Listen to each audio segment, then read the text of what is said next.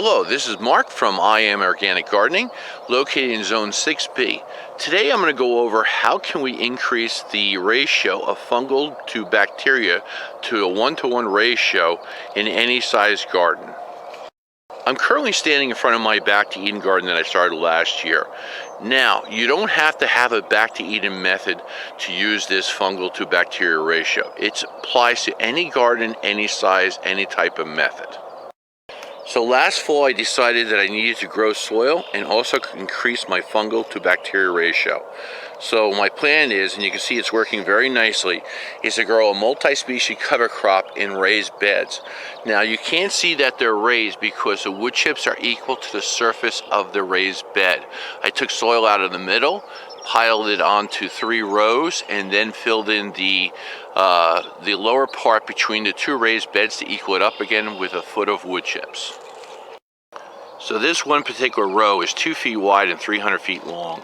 And you can see that in the 2-foot wide section, I have anywhere from 5 to 7 different types of plants growing. They're not competing for nutrients. They're not worried about shading. They're doing fine. They're all working together to grow soil, to increase the fungal to bacteria ratio in my soil for healthier plants. When I go to plant my vegetable plants in here, this is going to be pretty much designated to different types of squashes this coming spring. So what we have growing in our raised beds right now is we have some annual ryegrass, some winter rye, some crimson clover, red clover, and alfalfa. Also located on the northwest side, I have some magnificent comfrey growing. This green mound is a perennial called sedum, and that's also located on the northwest side. Now that's going to grow about 2 feet tall this summer, around let's say beginning of August, and have flowers on top to bring in beneficial insects. And in the middle, every so often, I have this thick green leaf. This is a garlic plant. So as you can see, I have 5 to 7 different types of things growing in a raised bed.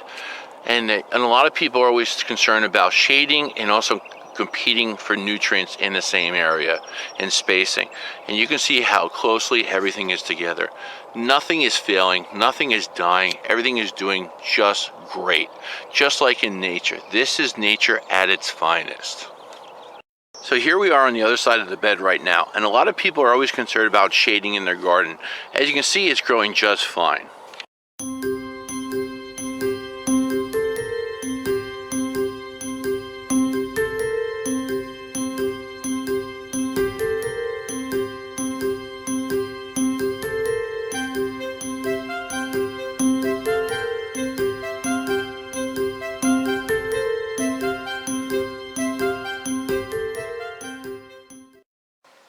So in our garden, we want a fungal to bacteria ratio of 1-to-1. We start always in our garden with 100% bacteria. That's guaranteed. That's always going to be there. But we have to increase the fungal activity in our garden. So how are we going to do that to get our 1-to-1 ratio? So what is fungal? Fungal is anything except bacteria. It starts with the plants, bringing in the sunlight, making exudates to feed the soil. Now we always know we have the bacteria there, so we have to increase all this. The earthworms, the nematode, the arthropods, spiders, that's all contributing to the soil food web. So anything besides bacteria is fungal. We have to increase this. So the answer to increasing fungal in your soil is sometimes right in front of us. Just like in the forest. It's not just the litter on the ground like I explained several times in other videos. It's the amount of the carbon that is being pulled out of the atmosphere.